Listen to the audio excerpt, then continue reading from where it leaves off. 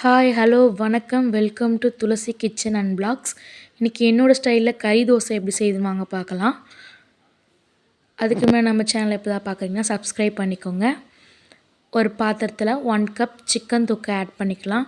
இந்த chicken தொக்கோட recipe ஏற்கனவே நம்ம சேனலில் இருக்குது, போய் செக் அவுட் பண்ணி பார்த்துக்குங்க. 1 spoon pepper and 1 egg add பண்ணிக்கலாம். ஆட் பண்ணிவிட்டு எக்கு, பெப்பர், சிக்கன் மூணுமே நல்லா பீட் பண்ணி எடுத்துக்கோங்க. நல்லா ப்ளஃபியாக பீட் பண்ணி எடுத்துக்கோங்க.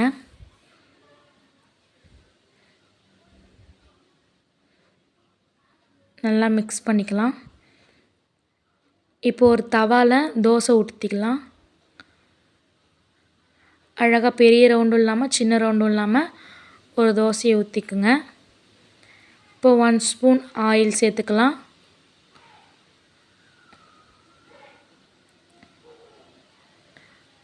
ஆயில் சேர்த்தோடனே நம்ம மிக்ஸ் பண்ணி வச்சுருக்க சிக்கன், பெப்பர் அண்ட் எக் அந்த மிக்ஸை இப்போ தோசையில் ஆட் பண்ணிக்கலாம்.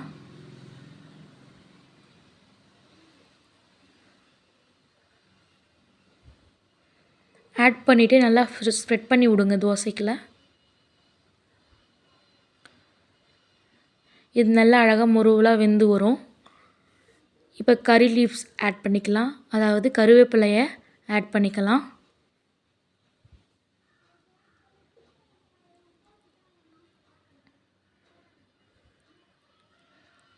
இப்போ ஒரு சைடு வெந்த உடனே நம்ம திருப்பி போட்டுக்கலாம்.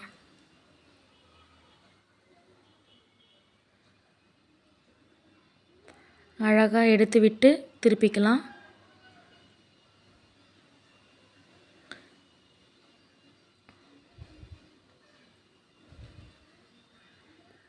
இப்போ திருப்பி 1 ஸ்பூன் ஆயில் மேலே ஸ்ப்ரெட் பண்ணிக்கலாம்.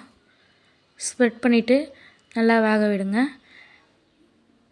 இப்போ திருப்பி பாருங்கள், அழகாக வெந்துட்டுருக்கோம். நம்மளோட கறி தோசை ரெடி ஆகிடுச்சு.